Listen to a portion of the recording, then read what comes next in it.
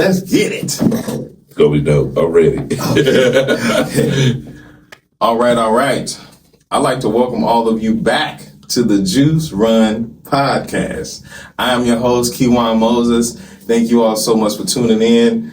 Today's special guest is a very, very incredible, eclectic young man. Still, eclectic young man. Very so happy for him to be here. He is a legend here, staple here, fucking pillar in the comedy community as well as the comic book community as well. Multifaceted, multi-hyphenated, intelligent man. I like for y'all to give it up for my friend, the very funny Mr. Roderick McDaniel, everybody. Give it up for my man. I wondered, like, man, who's this thing he talking about? Come on, man. Talking about somebody else coming on. This nigga's a black Dumbledore. You hear Yeah, give it up for my man. Remember in the flashbacks of Harry Potter when Dumbledore's beard was short? Yeah. That's him. Yeah, but he was still old. He was like Morgan Freeman. I know some magic. He was like, Dumbledore was like Morgan Freeman, because even in the flashback, he looked old as hell. Yeah, bro. Morgan Freeman ain't never been young. Oh, God. And Lean on Me, nigga was old as hell. Yeah. And then when they did the throwbacks of him in the 70s of the Lean on Me, he still looked old then. Yeah. Shiki. But R.I.P. Michael Gambon. Michael Gambon. Well, both the actors that played Dumbledore. Yeah, they are. R.I.P. to both. I was sad when Michael died because he's freaking incredible. But nerds. I get to let my nerd flag fly with my man. I get to let my nerd flag fly with my man. We're gonna talk about that now. Okay. My man Roderick, he is a stand-up comedian. Are you full-time stand-up? Yeah. This is full-time stand-up. What did you retire from? What was your day job? I worked in the tech industry for a number of years. So I went from I started at GameStop, and I would go take underperforming stores and then turn them into profitable stores and keep them from getting shut down. GameStop? Yeah. Oh, so you was the genie. I was on that side of the store. I'd be on that side, and I'd like, hey, this store has never made more than $500,000. Well, how much do we need to make so you close? was keeping my childhood alive. Yeah, okay. I did it. I took care of a lot of stores. That's what I'm telling y'all. Eclectic, multifaceted individual. Oh man, he was giving life to our childhood and our stores. Explore time. Well, thank you for your service. Yeah, man. That one took me out. He retired from Game. What was your title with GameStop? I was just it was just a store manager, but I was just a special assignment where they would, hey, go here. That store's underperforming. Flip it, fix it. And then I leave that. Oh, it's profitable. It's $1 million store now. Yeah, go to that store to go do that again. Awesome. Wow. So I traveled, and then I left from that. When I left them, I moved here in 2014, and I started working at EA. Oh, I worked at Electronic Arts. For real? That's when I left. That was my last job. EA, like EA Sports is in the game? Hell no, dog. My name's in the credits for FIFA 16, 17, 18, 19, and I think 20. And I was on the NHL team. And there's a guy with my name on Battlefield for DICE, but that's Sweden's Roderick. I'm America's Roderick.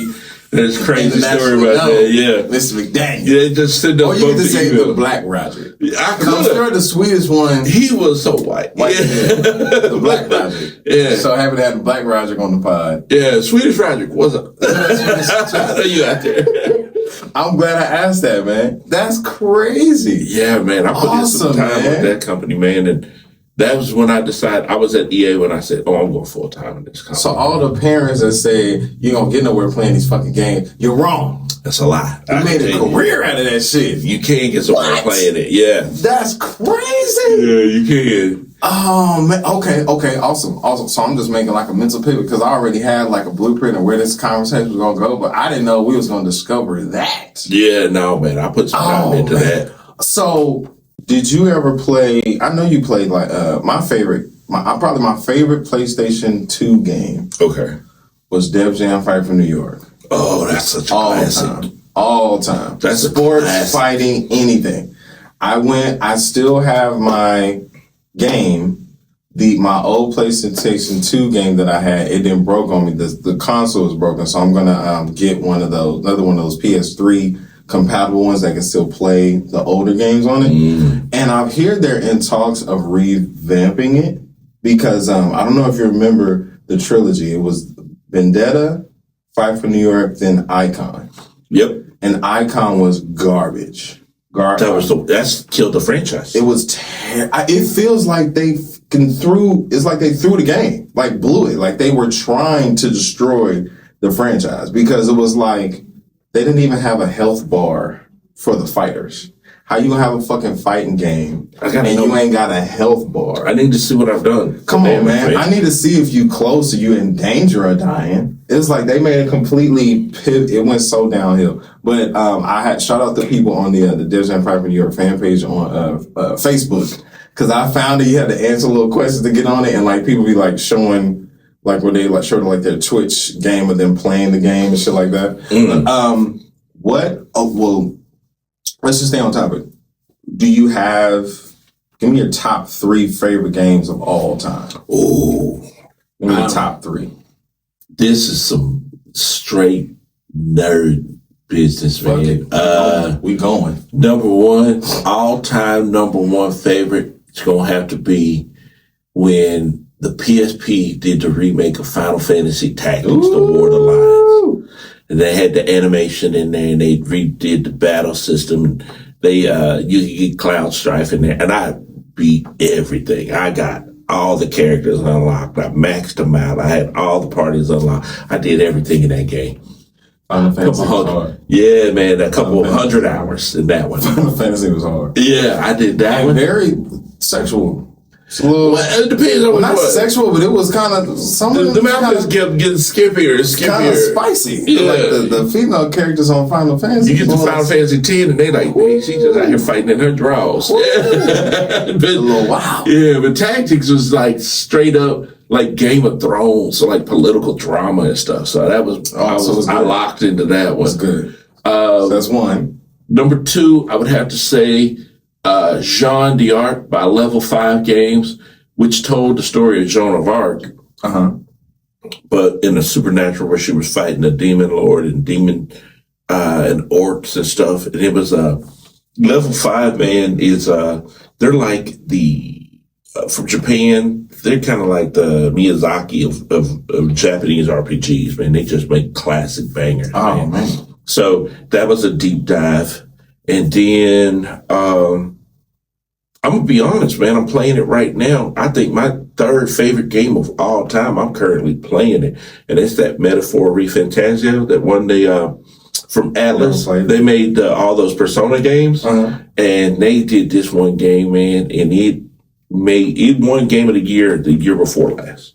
Awesome. So it was, and man, I just got it. I finally, I've been wanting the game and I finally broke down. I said, I'm going to get it. And man, I've dropped 98 hours into this bad boy.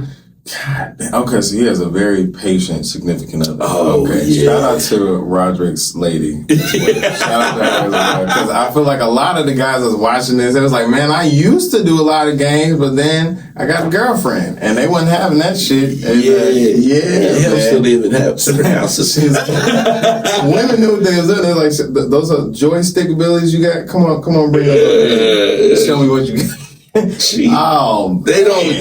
know like when I'm trying to get away from the road and I'll just sit with a game and be like, I'm getting my money out of this game. So I'll zone everybody out. But I'm real bad. Like if I know I'm gonna be off from the road for a while, I'm bad about isolating. Like, hey man, we just came back from tour. We're going to be home for about the next 4 or 5 weeks. Okay, cool. Well, I'm going to pick up some local shows to, keep me fresh, keep my material on point and test out some new stuff I'm writing. Yeah. But man, there'll be some times where I'll be in the house and 3 days has gone by and the only thing I've done is play the game. Lunch, game. I just in and out of this game. And man, one time I sat in that game and I dropped 9 hours. I hadn't eat breakfast, didn't eat lunch. I was just sitting there drinking coffee, and I was just like, "What's the last?" Oh, I didn't eat. I haven't lost ate. Track of time. Yeah. Okay. I've dropped out the game. Let me check on everybody. Okay. So I'm one of those guys, man. I really gotta set alarms. Okay. Check myself. So Roger doesn't understand. That's a cry for help. So if you got Roger's information, you got his phone number, check on him every night. Yeah, man. Just do a pulse check, wellness check up on your man. I do, man. That is the difference between a hobby and just overload. Yeah, like, man. Because when I get home from the road and I want to just detox from the road, man, I'll be like, let me forget about some. Okay, so yeah, I'm gonna check on you. Gotcha. I'm gonna come and play games with you more often, but I'm gonna check on you as well. Yeah, what's your favorite game console? Oh man, I was a Sony guy, so I might have to say the PS3 was the one that locked me too. in. Me too. Everything on the PS3 was dope, man. And that was when all my boys were playing the Xbox. One of my boys was so mad at me for playing the PS3 so much. He had 5 Xboxes and gave me one.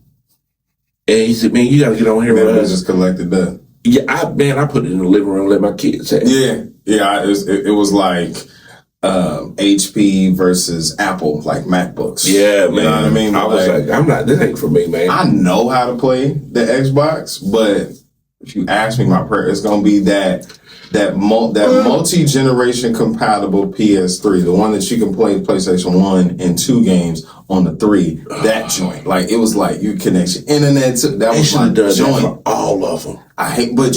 Capitalism. Yeah, no. Capitalism. Because you just came back, but it's a that's why I version. That's why I never bought the PS4. Oh, I got one there. Because when they took away, when I found out it didn't have that compatibility, I never bought the PS4. That's when I retired from the gaming. In my house, I have a PS4, a PSP, a Vita, deep cut, a Switch. I don't have the Xbox anymore.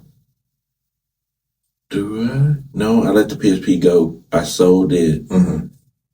And then I have, I built a gaming PC in 2018. Awesome. And that bad boy is... You built one? I built it. Yeah. You got a PS4 at the crib? Yeah, I got a PS4 at the crib. I gotta come. I don't know if you do play or you just like to play on your own. I used to play group stuff, man. But you know what I used to play heavy? Back when NCAA was a thing, I used to run tournaments at my house. So like all my boys, it'd be me and my boy he'd have the first round. It'd be like the divisional round would be his house. And so we're all there playing. Then the finals are going to be my house and we all there and we doing a cookout and everything. And the wives wouldn't even come over. They'd just be like, man, we stayed away. You got March Madness in October. Yeah, we was getting down with it, man. Then they started playing. They started betting on them. I was like, okay, this is degenerate level activity. We betting on video games. So running a whole gaming joint. Yeah, they was like, yeah, we betting on these games. They started saying, hey, not only am I betting, how about we have a tournament where we buy in? I was like, y'all doing too much. You got brackets and shit. And then I ended up working for the company, and they were like, he's ascended. Yeah. he left us. We knighted you for sure. When I left, he's at the company. GameStop and then EA. It was like, yo, y'all don't understand the level of clearance he has. It's like how the kids say, I say the kids, the Gen Z and younger, they say, you don't know ball. And they just use ball as a metaphor for whatever. Like whether it be clothes, whether it be actual sports, whether it be women with their makeup. And in this case, the metaphor will be gaming. And it's like, you think you don't know ball? Yeah, no. Just show if you got one of your own name tags and you for working for EA clearance. Oh my God. Oh. That's why I'm talking. Again. They did me dirty, man. Welcome to the Juice Run podcast. I was talking to Rod before we got here, just giving him just the breakdown of the pod and what we do here. It's like the Juice Run, the concept of, it's the double entendre of Juice. I don't know if you've seen the 90s classic film Juice with Tupac and Colleen Kane and Omar Epps and Sam Jackson. Gotta watch it. Classic film. He said, just because you pour syrup on shit don't make pancakes. Sam Jackson was giving motherfucking, he said, you done slid down a razor blade and landed in the alcohol river.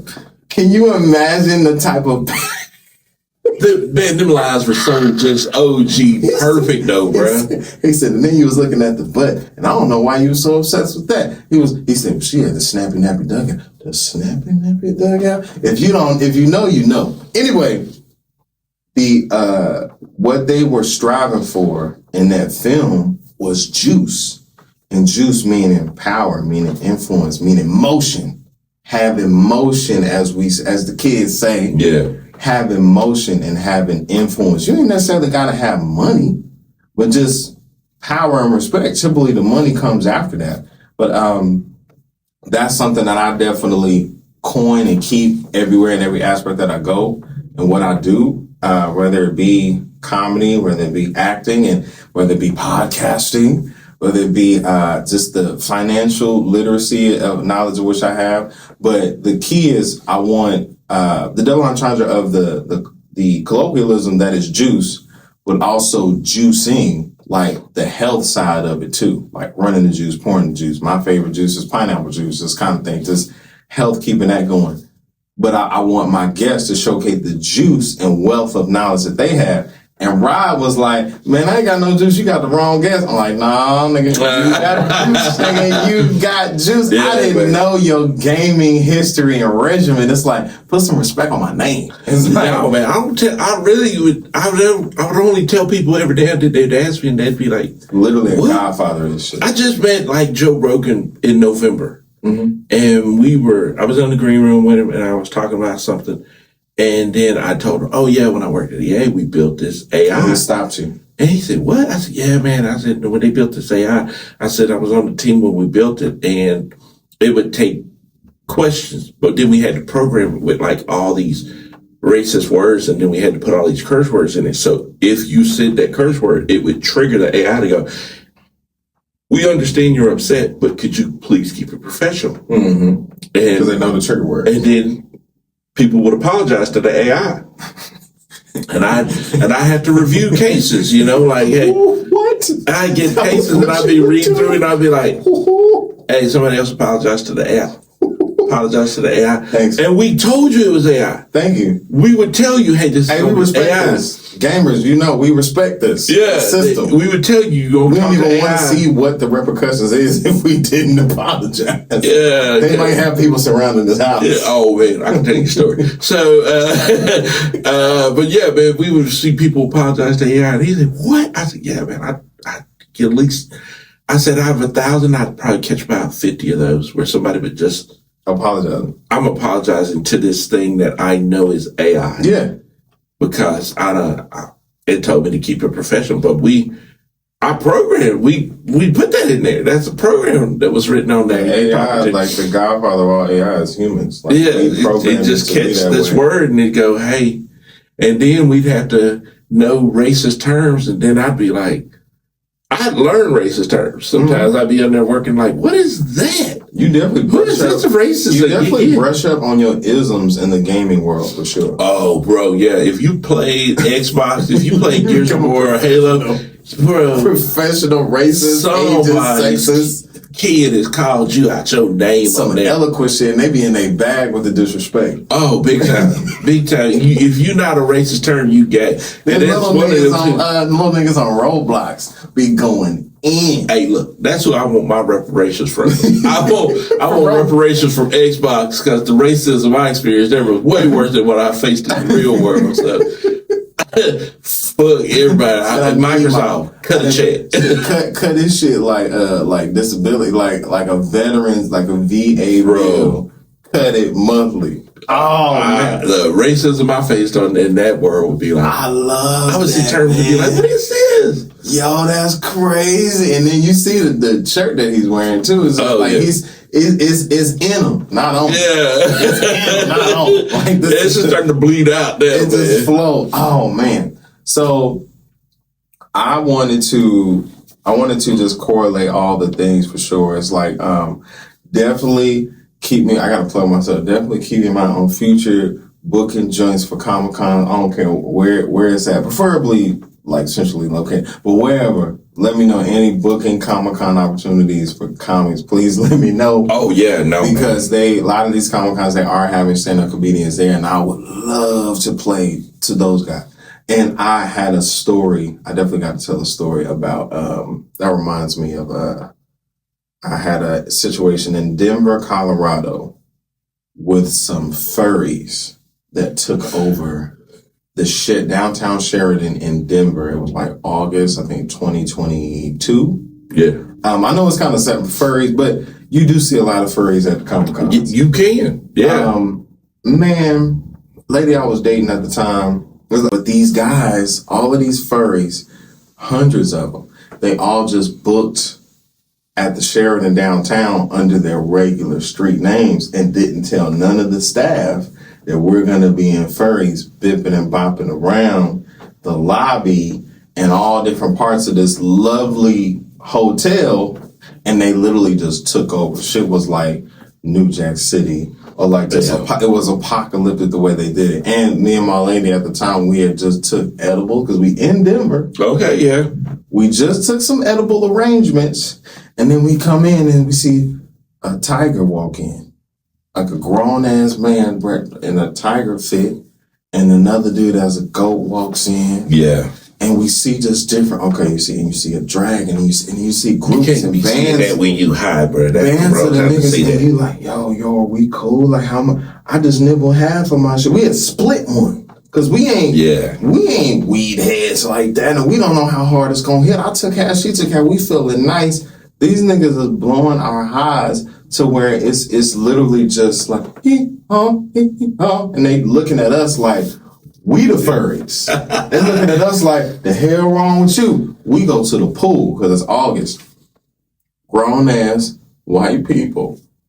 They are they have the helmet part of the furry on and still in the pool bipping and bopping around. That was the craziest shit in the world that I've ever experienced. But it definitely it brought you closer to who you were there with. I got the opportunity to share that experience with that young lady. Hey, bro. And it definitely brought us closer together because we survived that. It's just crazy. My boy went to one and they had he somehow got booked, gonna tell jokes, only to find out it's going to be an orgy.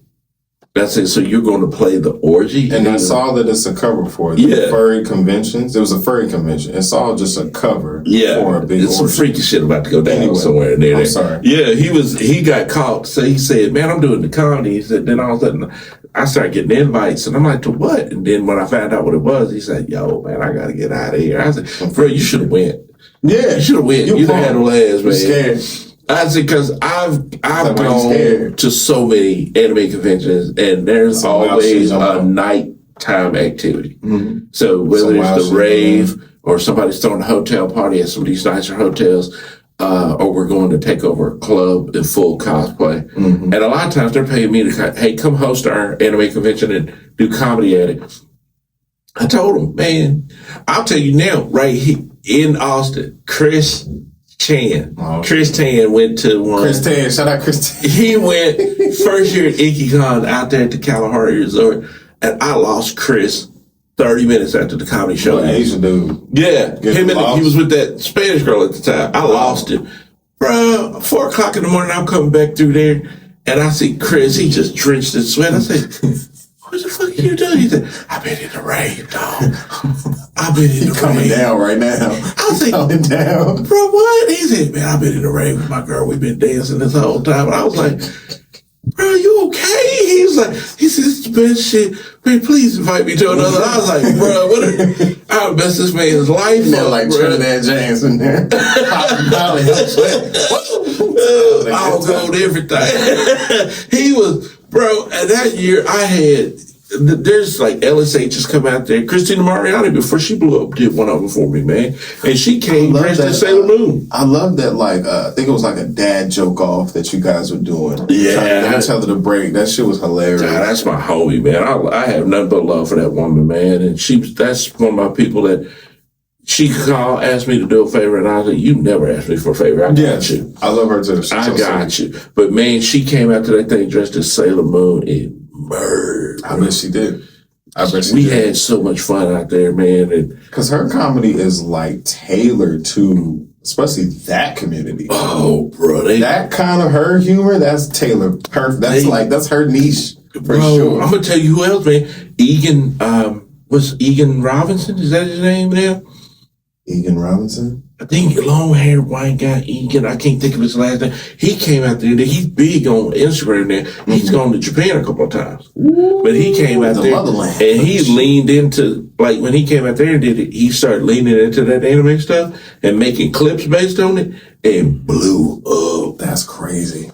Blew up. I fucking love that, man. No, I'm gonna tell everybody, man. And what I tell everybody, that's why I'm advocating for my Look, man, I got three more in the bag right now that we talking to since last week. And I'm just thinking of what character I would do. I got to do Blade. I'm doing all the black characters. Man, Destiny Lane want me to dress up every year. She said, "What are you coming as?" And I'm like, I'm not dressing up this year. I'm gonna be hosting this shit. But man, and here's where it started. One year I went out there. And I did outfit changes like Lady Gaga in between each comedian. Mm-hmm. And I did one, I came out as a French maid to kick the shit off. Mm-hmm. Then I did Sailor Moon, but I did it with a Winnie the Pooh with my belly out. And they were laughing. There's videos floating around. They showed them to me this year. It's like, you never seen this? It's all over TikTok. I'm glad I don't have TikTok. I don't see some people to go look at my face and say, I know that dude. That mean you famous? That's belly out, Sailor Moon. Yep. Yeah, so I did that, and then it was just kind of this thing where it was like, I told everybody, come out and do your material. You don't have to tailor a joke. You got a pander. But just do your material. You got a pander. But if you got a joke, and you know this is for this community, let it do that joke. Let it rip. How many times you going to get to rip for this audience? They're going to be the only people that understand this joke I'm about to make, this reference. You can't do them in clubs because I'm starting to notice that a lot of people all over the nation, anime is so much more popular now. Mm-hmm. So there are people that you're doing jokes for that are like, you're thinking, I ain't no weaves in here. They are in that club watching. And so, yeah, man, I'm starting to, but man, with them. Shout out Meg Thee Stallion.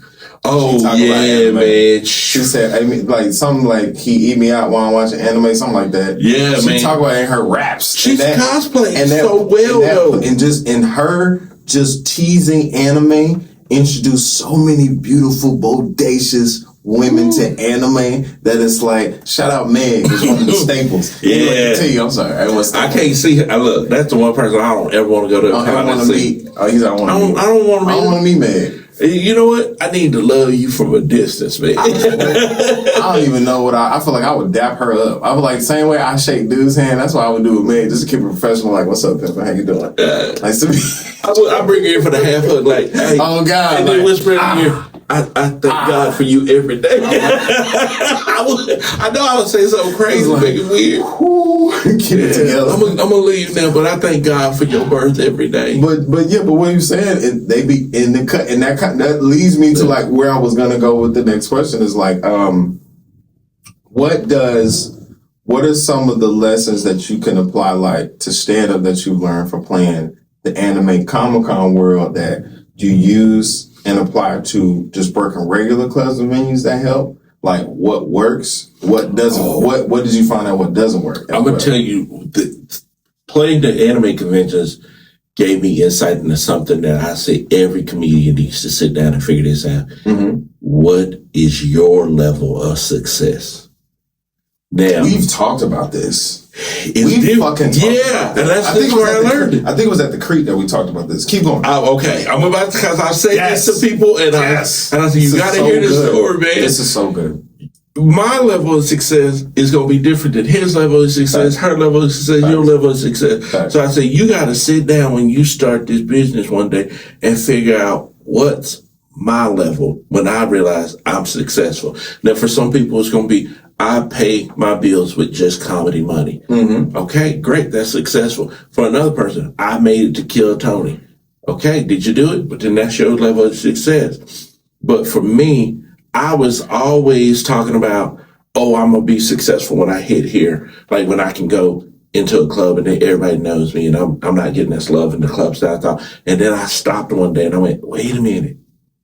I am known. Mm-hmm. I was just not known where I want to be known. Yeah. I was always looking at the clubs going, well, I'm not known. I could go in the comedy store and don't nobody know me. Or I go in the mothership, hardly anybody knows me. But one day I realized if I go into a con, I can't walk from one side of a con in Central Texas to the other side. And they always go, Coach.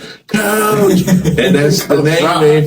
And I'm going to tell you, you remember that game Left 4 Dead 2? Yes. Remember the big brother was coach in that game? So there was this little kid, and he saw me one time, and he thought I was the dude from the video game.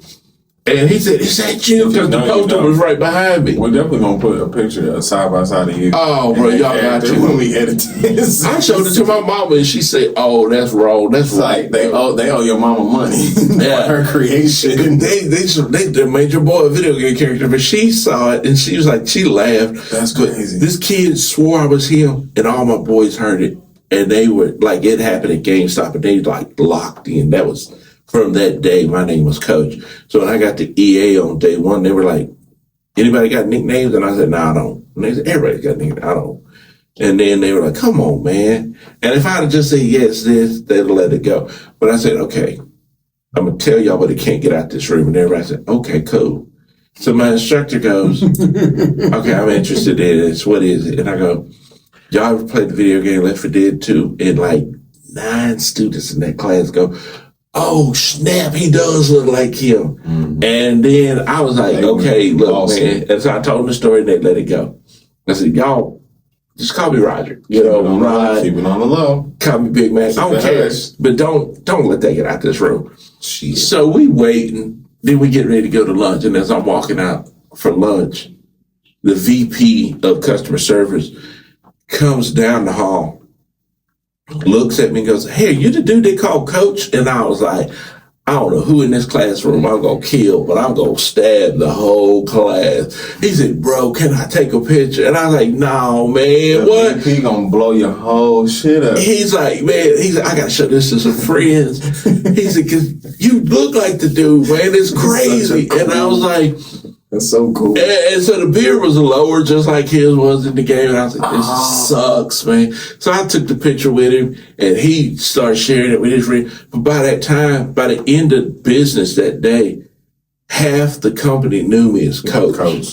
And then, BioWare had moved into the building with us at the time. But then when BioWare moved in, sometimes I'd be hanging out, and I have a friend working at BioWare, and they'd be, yo, Coach. And then somebody go, what do you coach? And I said, I don't coach anything. You ever played Left 4 Dead? And they go, oh, snap. So then they knew it. So there were people, I was like, man, this name's starting to be more known. And then when I did a podcast with my boy back in the day, they said it on the podcast. They never called me Roger. They always called me Coach. So anime conventions knew me as Coach. I always wondered why that was your IG handle. Bro, I made it my Xbox gamer tag. Because it was Coach Silky there were 2 names. They called me Coach, and I always used to play at the store sometimes. And I'd say, hey, man, I think Silky's coming to work today. Because Silky's a name you can say in third person. He's like Big Boy from Outkast. He got a list. I got Silky, Coach Rod, Coach Silky. I did. I was thinking Silky's a name you can say in third person. Silky. It'd be cool. And they said, what do you mean? I said, watch this. Silky don't like that. Yeah, Ace. I'm sorry. Hey, this game stop. Silky wants to know how he can help you today. And they'd be rolling. And then they'd be like, well, Silky, I was wanting to know if y'all had a copy of Gears of Warrior. Yeah, Silky likes that game. Let me check this list for you real quick. So I do that. My staff is rolling. We're having a good time at work. And one day this doctor, that was trash. This doctor came in. He had me. He said, hi, I'm Dr. Johnson. I talked to a gentleman named Silky earlier, and I was going to pick up this game for my child. And I was like, yeah, you talked to Silky earlier today. Silky remembers you. So I got to do the whole thing, not break in front of this guy. Internalize the character. And, staying in character. I got to stay in it and do the whole sale. Silky says your kid's going to really enjoy this game. Man, my staff is running to the back there. I can hear them laughing. And I'm like, man. That's customer service right there. And so then he said, well, Silky, I appreciate you. Silky was glad to help you, man. You have a wonderful day. Come back to us. Please do the Silky likes these good scores on there. And man, I would do that and just be like one of those days we need to get hyped up. Silky would show up. And man, that day Sound stuck. like a pimp from the 70s. Oh, it was, dude. For Silky. Silky didn't like that. Silky don't like them games y'all play. Silky didn't appreciate if you came in here with Wendy's and you know that Silky like 4'4". Silky should slap shit out you right now. Silky don't wear nothing. I ain't gonna wear no corduroy. But so then when I came with my Xbox gamer tag, Coach Silky was in. When I made my Instagram tag, they were like, "You need a nickname." Coach Silky, baby. And so many people still call me Coach, bro. Tell your mama about Coach Silky. I always tell people, I wish Roderick could get Coach's fans, because Coach's fans are the best. Coach's fans are... Rod is trying to catch up. I'm trying to catch up to Silky. He's still catching up to Silky to this day. Yeah, because Coach Silky got all the fans. Just correlating with the pod for the Juice Run, just another, really a triple entendre, is my nickname is Juice. Oh, bro, see? That was always it was. Like, since I was a baby, that's what all my family, my close ones, they refer to me as Juice. The tale for me is my grandpa, my late great-grandpa, his nickname was Shorty Jack.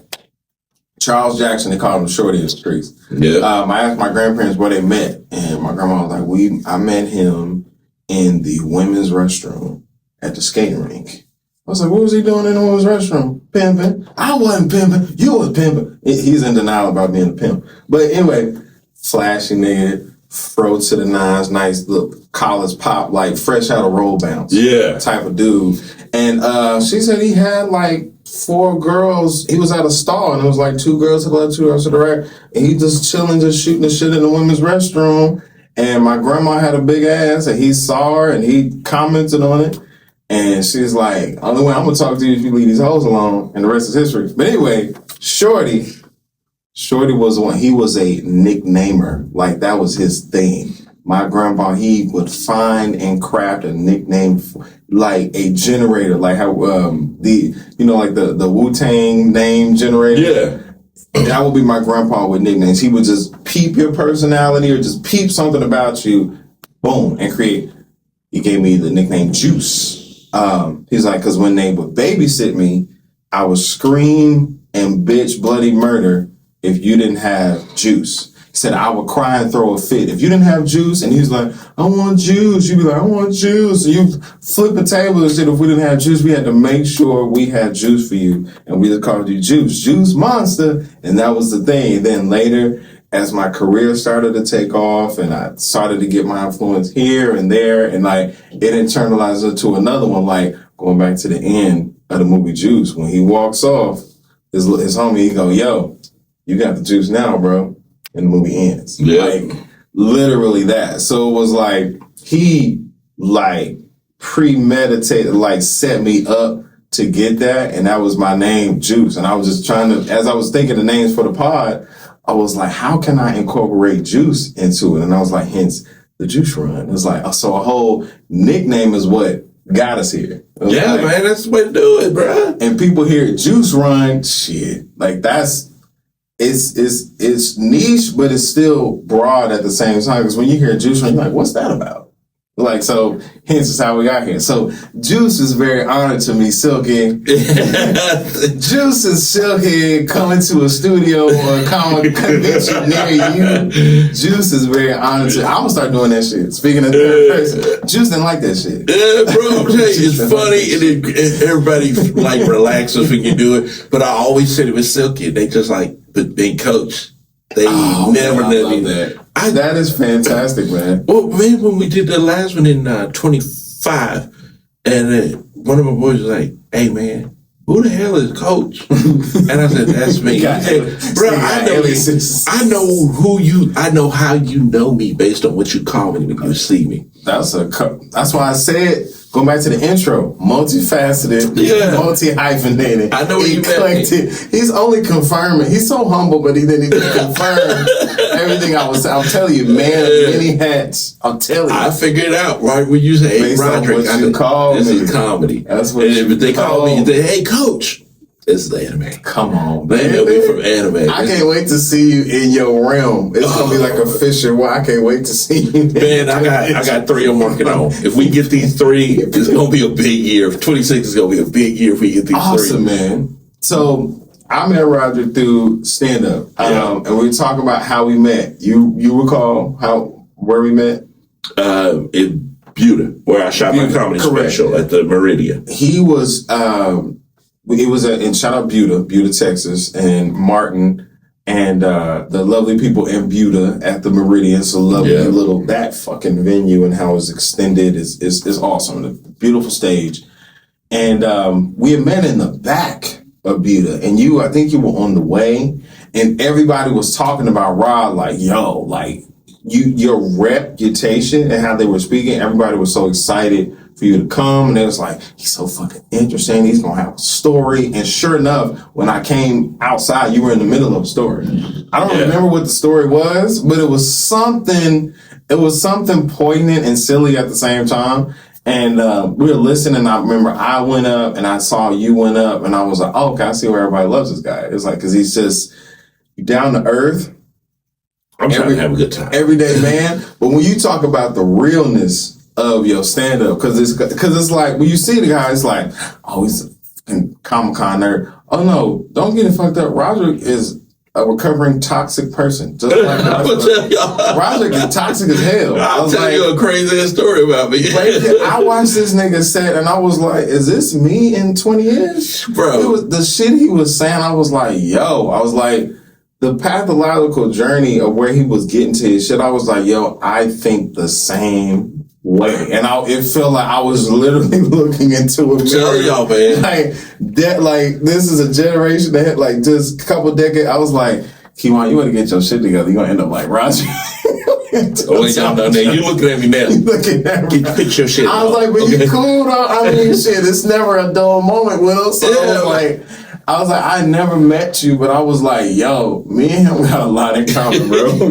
We had a good, in fact, because it wasn't even, but maybe a week later, we were on the thing with Maggie and all that. Shout out Maggie. Yeah, we were all kicking it there, bro. I gotta have Maggie. Man, that used to be one of my favorite people. Was it at the pool hall that she normally does the tag mic for? I forget where it was, man, but me and you and Meg, I forget where it was. I forget where she was, but man, that used to be one of my people.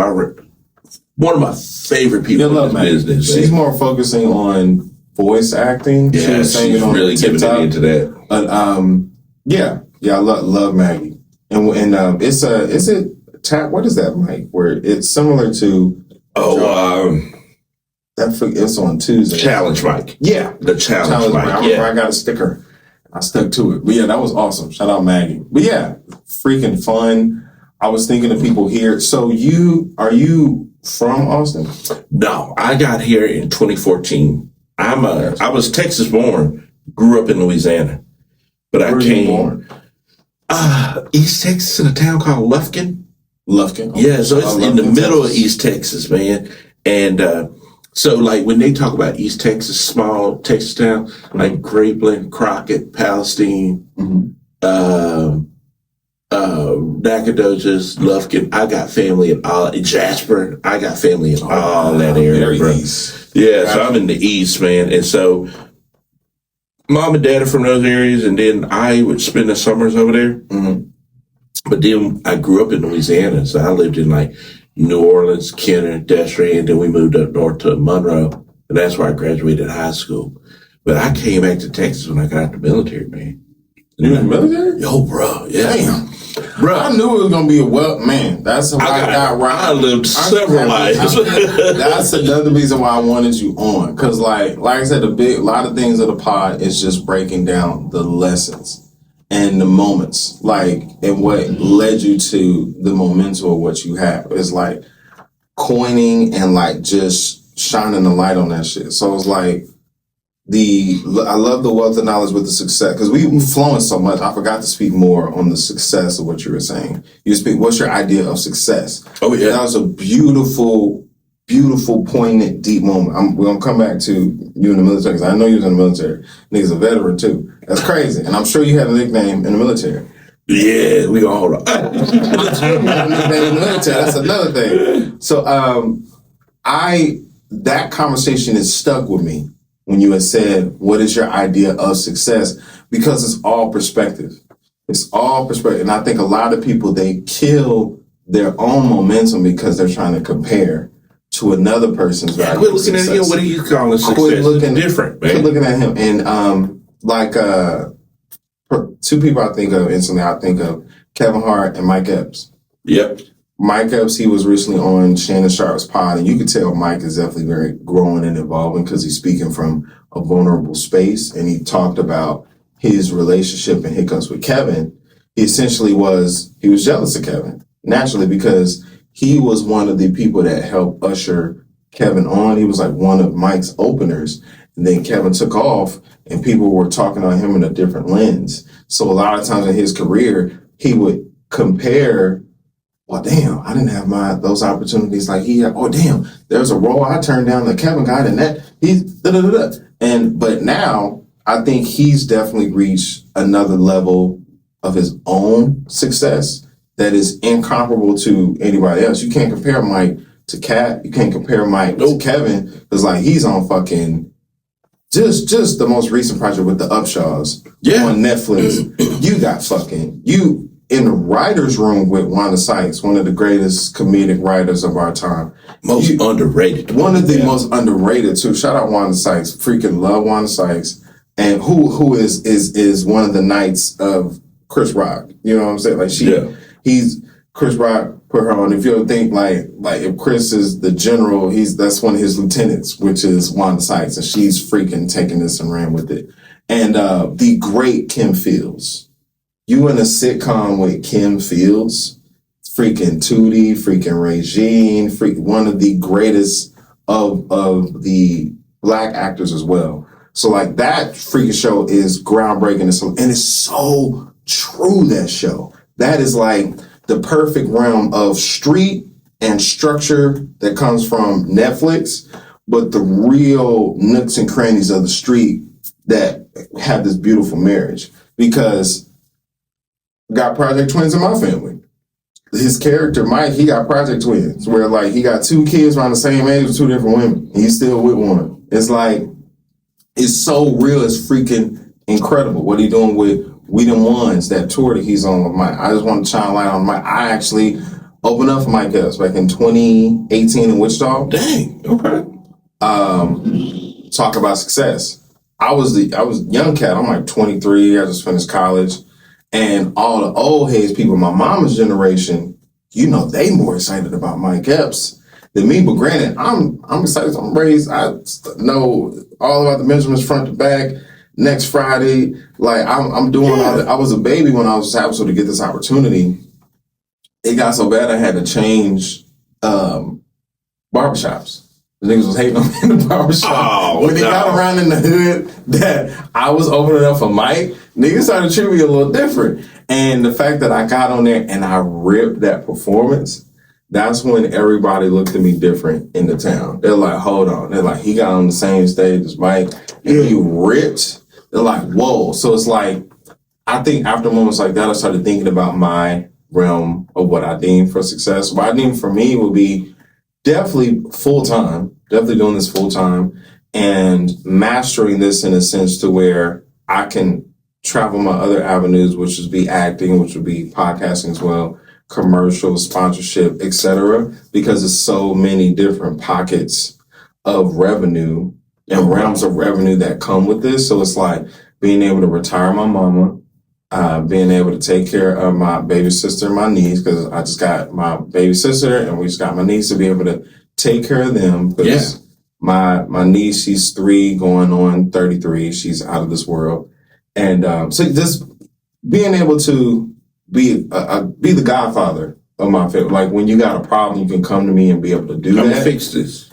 Be able to travel how I want, go on vacation. But that would definitely be my realm of success, where like I got my home club, I'm booked multiple weekends out there. I say 70% of the year I'm on the road, if like 60 to 70%. That I did that. We went 47 weeks one year. But doing them more efficiently though. Yeah, we did some shit. Not doing a weekend where it's like 3 days and we got 8 shows. No, like let's mitigate that a little better. Like if I could do just like 2 theater shows on like a Friday and Saturday, better. Something like that. Instead of doing 7 shows at the Funny Bone, I'd much rather do 2 at the theater. But that's baby steps. But so yeah, like after leaving that conversation, because we originally talked about it at the Creek. You gotta write it down because knowledge is power. A lot of times you gotta write this shit down or put it in your notes to where like what are your benchmarks, what are your goals. Be able to look at it so you can go back to it. Yes. Hey, I see that on the bathroom mirror. You gotta know your goals. Keep that focused. Because once you got your goals, like I said, knowledge is power. Because a lot of times, what I find right now, your goals is that you're much closer to the finish line than you think. Once you actually write this shit down, you're like, hold on, wait. It was like, I was looking at it like when I was searching for houses because I'm looking to get into a house. I ain't trying to do apartments no more. Mm-hmm. And for the houses that I'm looking at, most of the time, you got to have 3 times the rent monthly. You got to monthly make 3 times the rent. And I was mad, like at my job, like I'm on salary, but I'm barely making enough. And I'm looking, I fucking calculate and do how far I am from the 3 times. It's like I may be like $300 or $400 away from that threshold. It was like, so once I saw that, I was much less stressful because I know exactly what I can ask for moving forward to get to that point. Yeah. So I know what I need to have to do this on the comedic side and etc. So having those, that's beautiful. Write that shit down and read those notes. By knowing your definition of success, you'll be less stressed and you'll be less likely to be looking and be pocket watching the next dude. Bro. And comparing your shit to the next dude. And stress. That's why I use Mike and Kevin as an example, because I know they had issues like that. But you have less issues and problems. You'll be less vindictive against the next person because you know you didn't reach your level.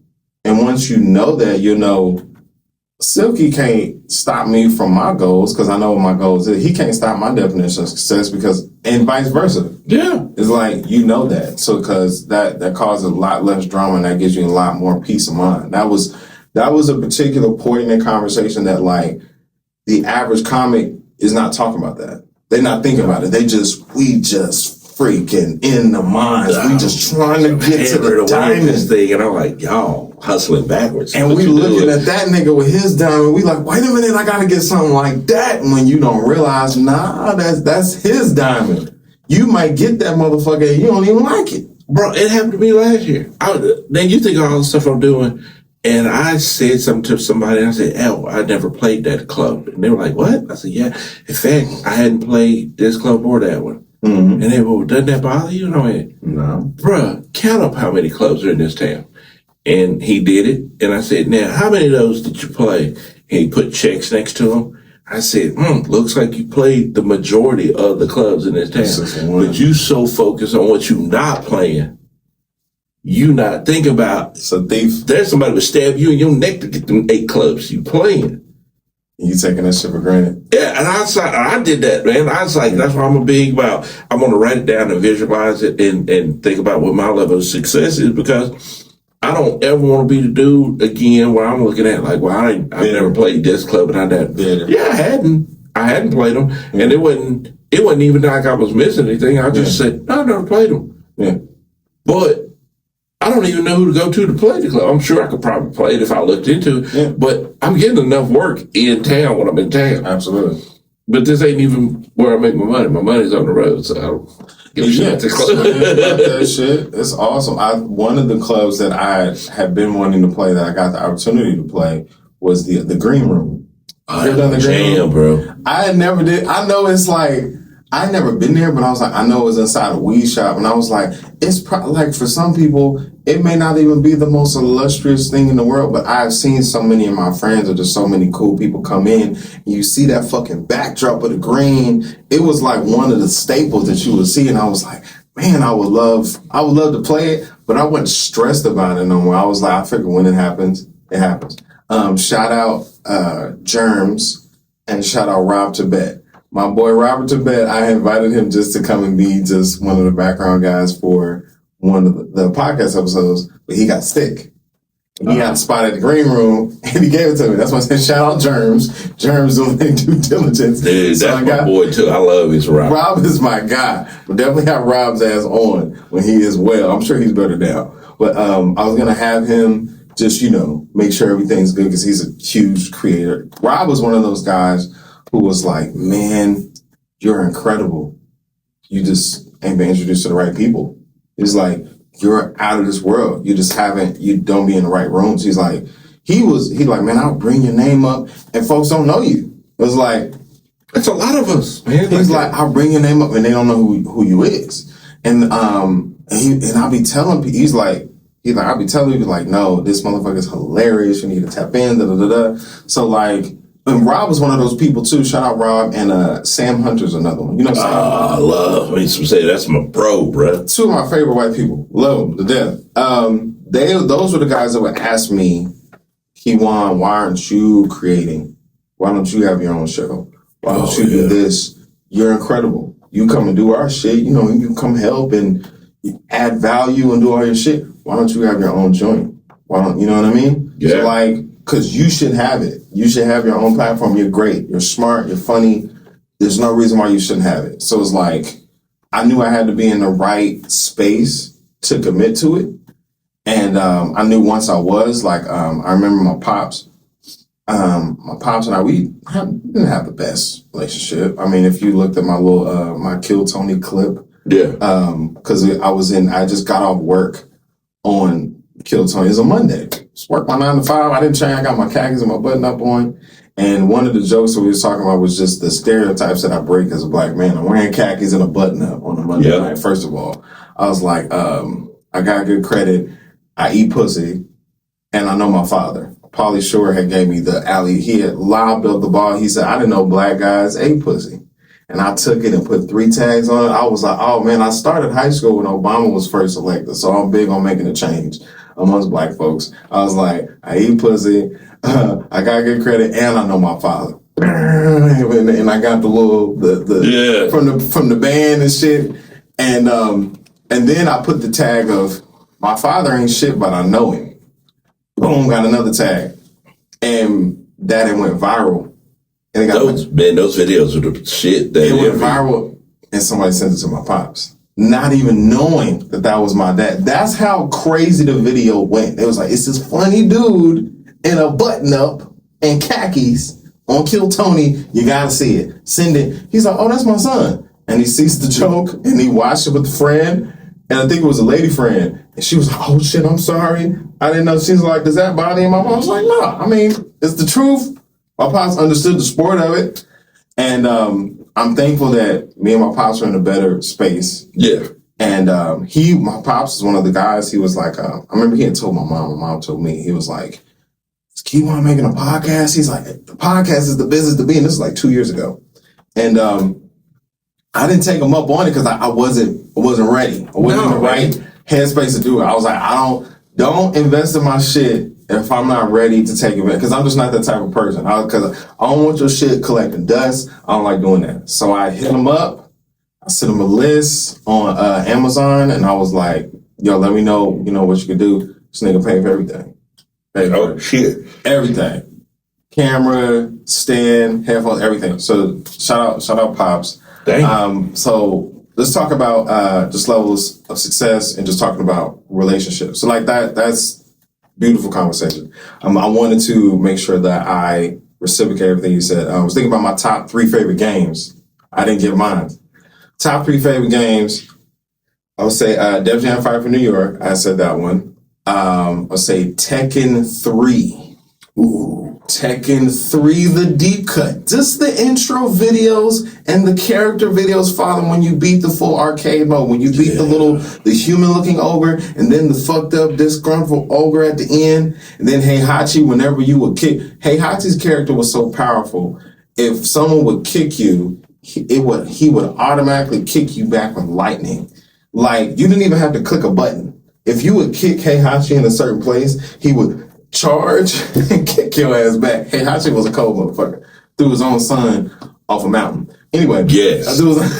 Now that's the deepest cut in this whole conversation. And the son came back and kept whooping his ass. Like, damn that every shit was hilarious. And then through his grandson, that shit was crazy. Tekken 3, Death Jam Fight for New York. And my number 3 would be, I think GTA 4 with Nico Bellic. That was my favorite one. Because that one it had all the violence and all the sex and all the missions, but it had a little bit of classiness to it because you would go to the department stores and you could put on the fits. I would put my Nico in a double-breasted suit. I would have my nigga clean. Because, you know, in GTA, you can dress them up however you want to. I did the opposite. I would go to the CJ and 5, and I had that nigga dressed like CJ a nerd. and 5. I had him looking like he was in Boys Men the whole time. Quarter zips, polo sweaters. I like, yeah, man. Oh, man. I like GTA 5 too because you can hop between 3 different characters. He said you have him look like Boys and Men or like, bro, he looked like Raphael Sadiq and Tony. This nigga in the quarter zip trying to get these kids out the hood. That's my CJ, dog. But yeah, the Tekken 3 was my shit. That was incredible deep cut. Def Jam Fight for New York. If you know, you know that was our shit. I hear talks that they bringing it back.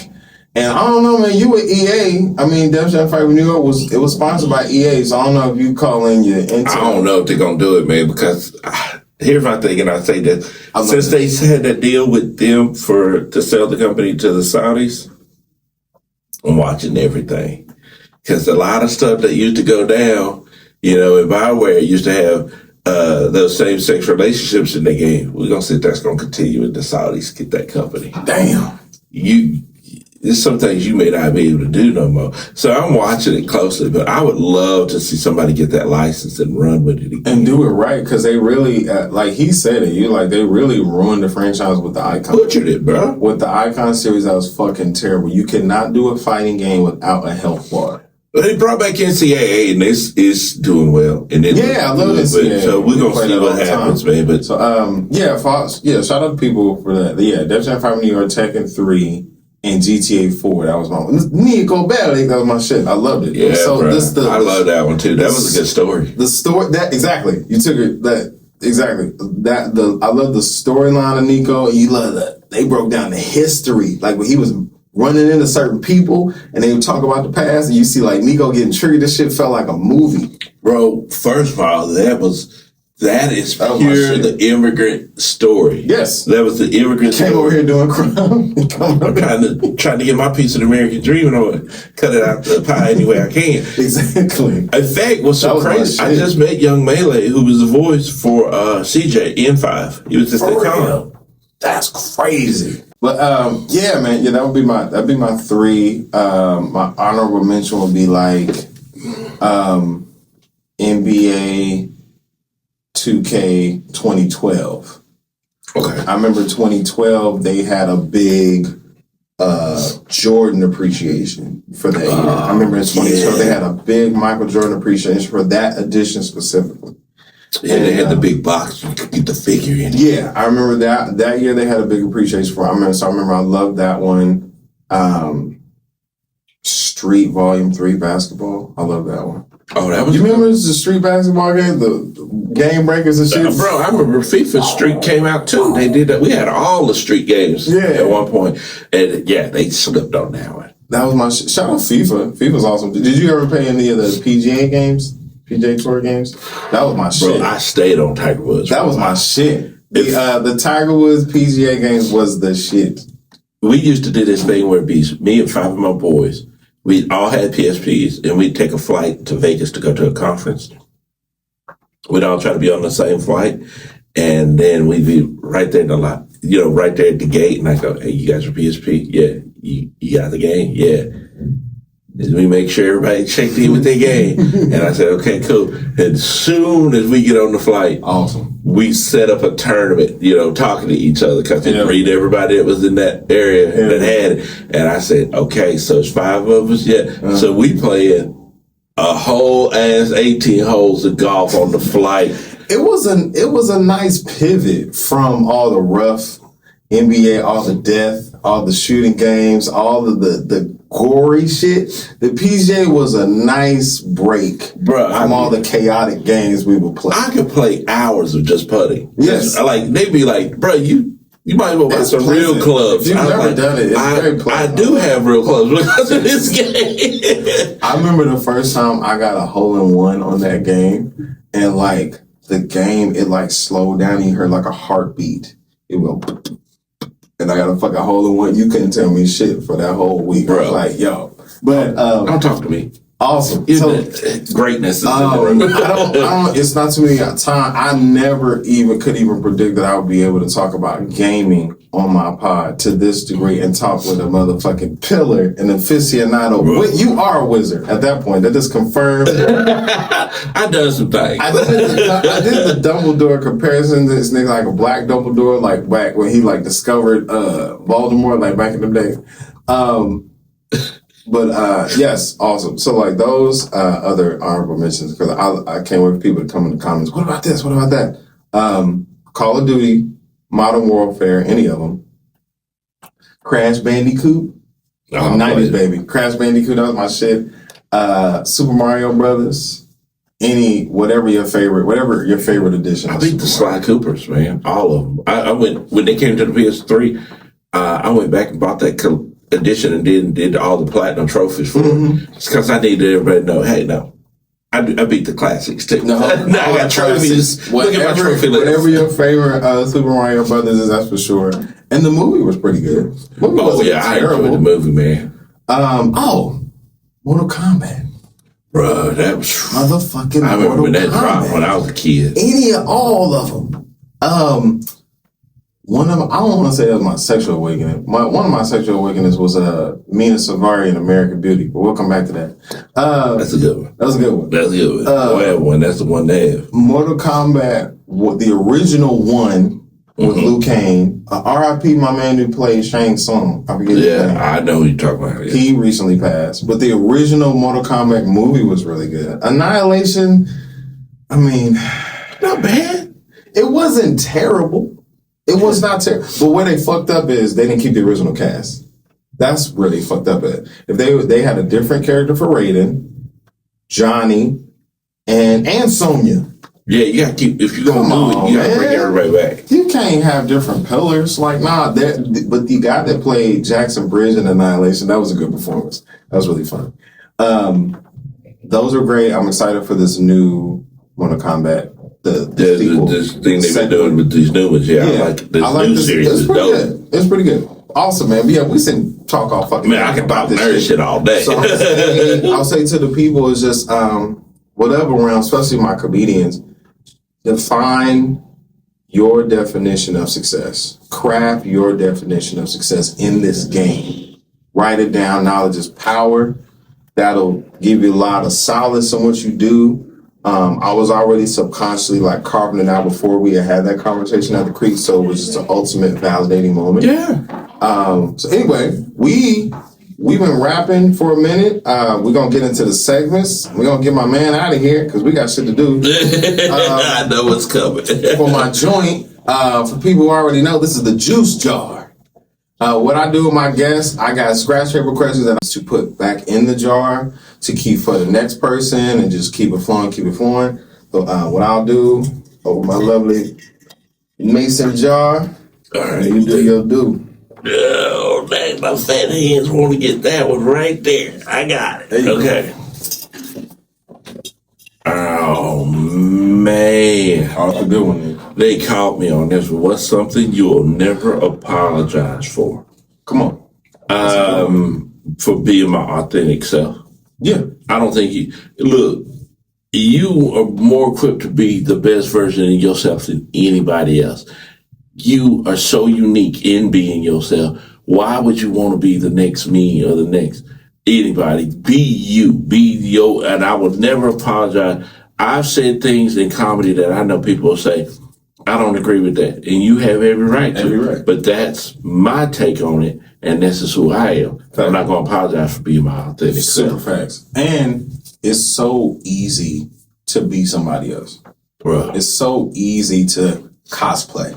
It's so easy to dress up and act and adapt somebody else's mentality or personality. It is, you gotta take umbrage and take honor in being yourself, because it's it's a huge responsibility and nobility in being yourself.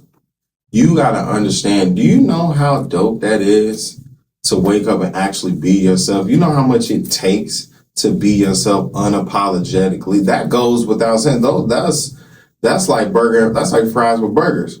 You gotta put that together. If you're gonna be yourself, be that unapologetically. Yeah, man. Never. If you're gonna apologize for anything, I would just apologize for the perspective aspect. If you being yourself, if me being myself, if I offended you in whatever way, based on your perspective, I apologize for that. If it wasn't my intentions. Yeah. If it's not my intentions to offend you and I offended you, I apologize for that. But me being myself, never gonna apologize for Never gonna apologize for being myself. And it's a fucking badge of honor to be yourself. So yeah, man, it's not easy. That's a damn good question. They came with that one, man. Come on, man. I don't know who put that in here, but I hope you win the lottery. That was a good ass question. So yeah, yes, something you never apologize for. I'll never apologize for that.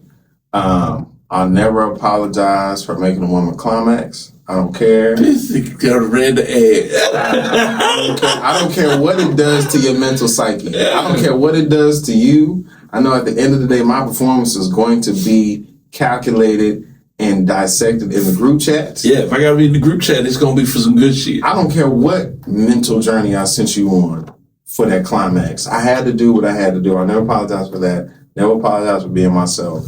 Never apologize for being black. Never apologize for being ambitious. It's so much. I never. No, man, there's a lot of things, but yeah, you're right about that group. I'm doing everything I can to get good Yelp reviews in the group chat.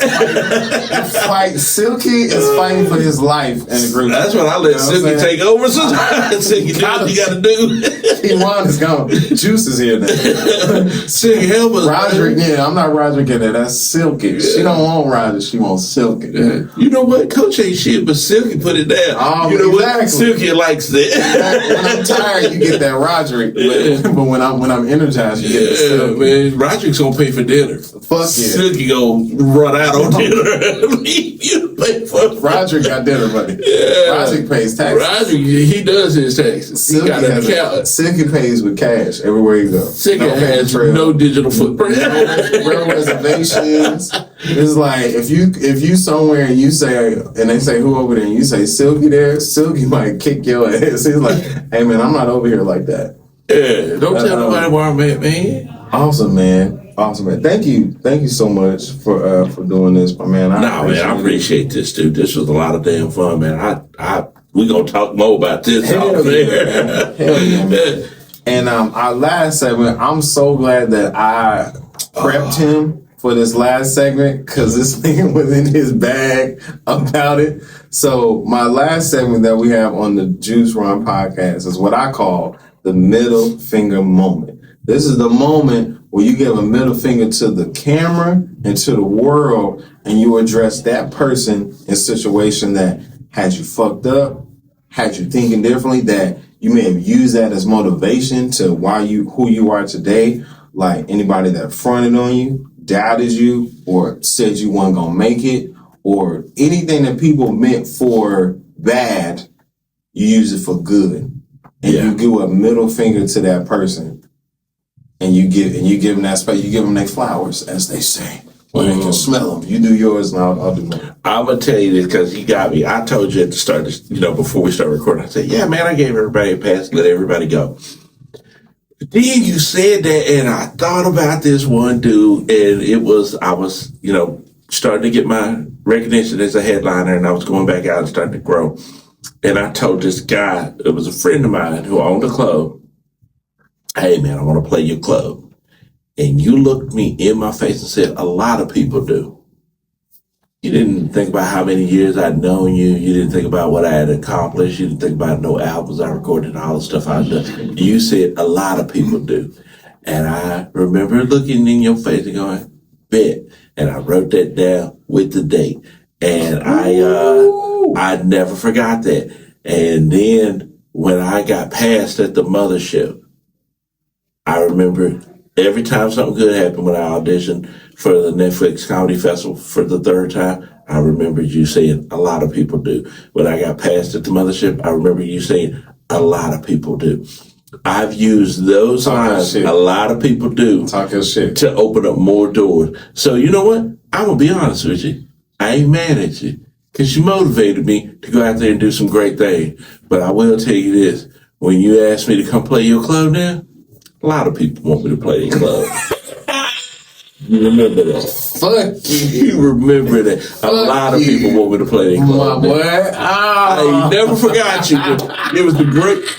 You kicked my ass into being successful with a lot of people. Hell yeah, boy. I want to get, cause here's the thing. I want to get past the mothership.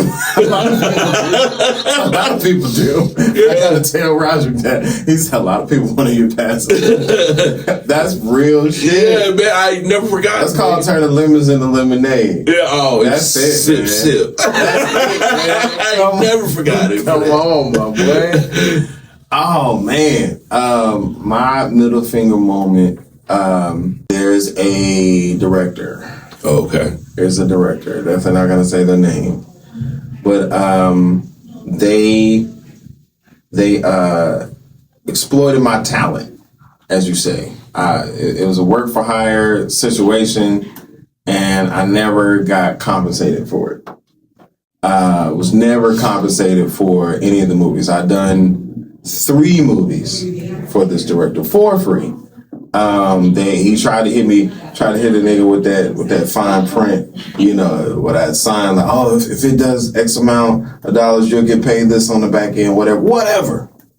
And there was a 4th film that they had asked me to do. Because mind you, at this point, the most recent film, the 3rd film that I did, they didn't even let me audition for it because they already had my role as the main character, and they were building the whole film around me and that character. I'm at the audition, still humble, like trying to read. They're like, no, you good. Whatever. Does great. Still, you know, asked me to do the 4th film.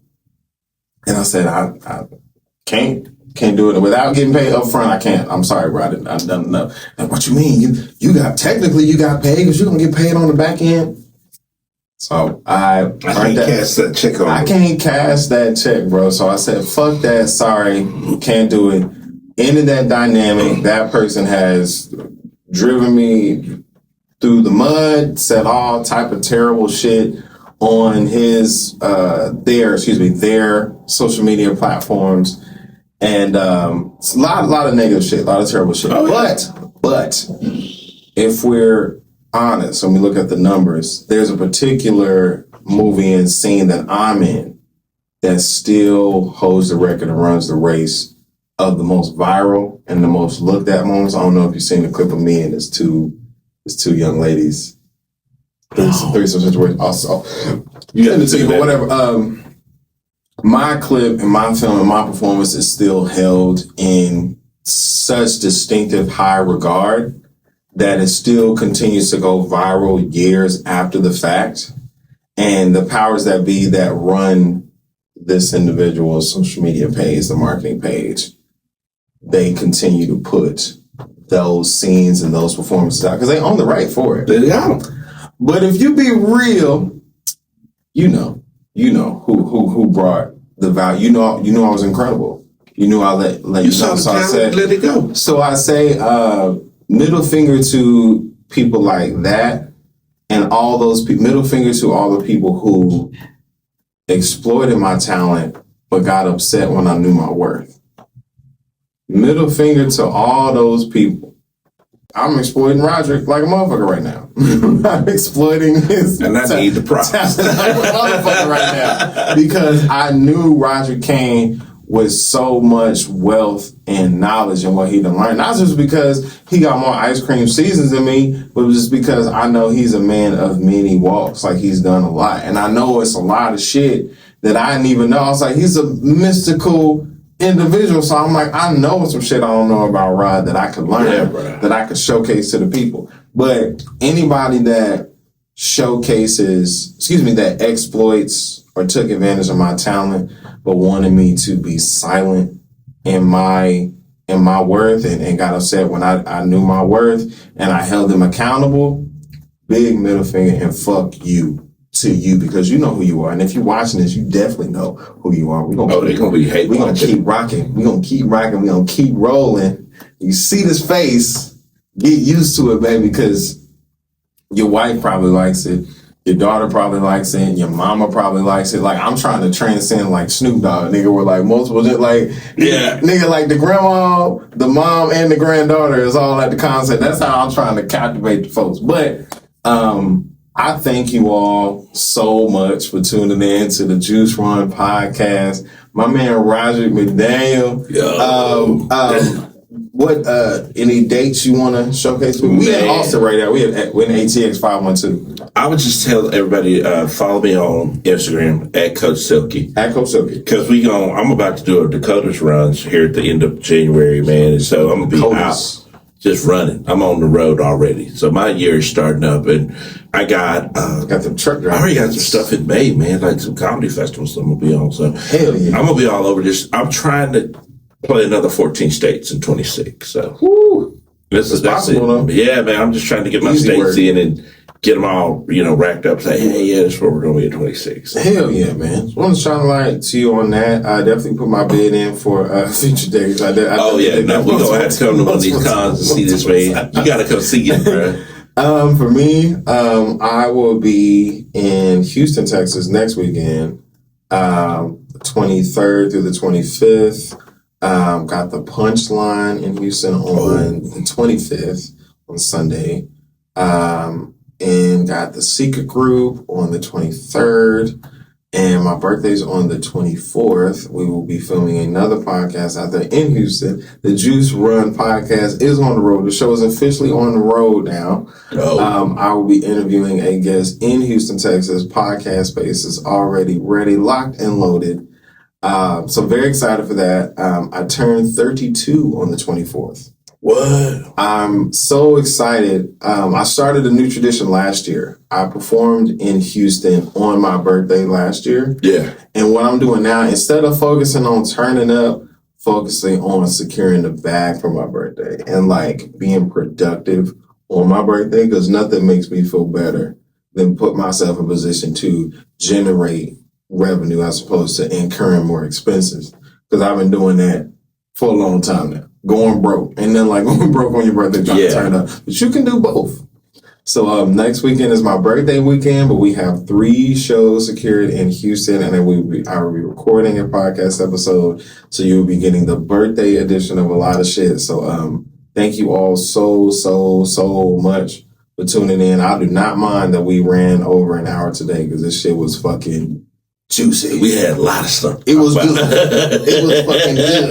It was fucking good, man. But yeah, man, y'all be safe. My words of wisdom to the people, especially out here on the road. Know where you're going. If you get in the car, if you're operating a motor vehicle, know where you're going. It is perfectly okay to use a GPS. It's perfectly fine. And if your turn is coming up, I say less than 2 miles. If you turn left, you turn right, maybe get in that lane. Like if you turn right in the next mile, you probably should be in the right-hand lane. Yeah. Shout out to my grandma. Shout out Ella for educating a nigga on that. She like, nigga, if you know you about to turn, why not be in that lane already so that way you don't be interrupting other people's day? So yeah, if it's 3 lanes, you're in the right-hand lane, you turn left in half a mile, you a dickhead. Get your head out your ass, focus on what you're doing. And also too, when you turn, the order is signal, pause, brake, then turn. Somebody made you mad and cut you off. This is what this sounds like. I just like to give the laws of the road. Somebody that cut you off recently because you did all of this. Eloquent. No, this is just knowledge that I keep because I drive a lot. I drive a lot, dog. I drive a lot. I work in Killeen and I be everywhere. So, you come across so many different types of drivers. Yeah, if you did any time on 35, it'll put you through it. It's a lot of people who just don't understand. I'm not even upset because I anticipate a lot of the bullshit. So it's like to remind people, oh yeah, they don't know where I'm going. So let me signal first so that way I know you're going that way. Then, That's good. They may not know where they going. They may not know. They may say, "Oh shit!" They may not know where they going. And then you need to get your ass off the road. You goofy as hell. But then I'll have to need something. Oh shit! Krispy Kreme light came on. Holy shit! But thank y'all so much. My name is Kiwan Moses. I'm your host. Signing off from the Juice Run Podcast. Thank y'all so much for tuning in. Roderick, thank you, my brother. Brother, always, man. I'll come back, man. This was dope. Love, peace, and chicken grease. And we out.